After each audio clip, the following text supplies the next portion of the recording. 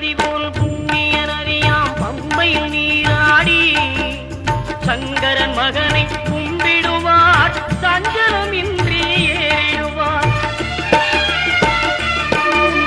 நீலிமலை ஏற்றம் சிவபாலனும் ஏற்றிடுவார். காலமெல்லாம் நமக்கே அருள்காவலராயிருப்பார். தேகபலம் தா பாதபலம் தா தேகபலம் தா பாதபலம் தா தேகபலம் தா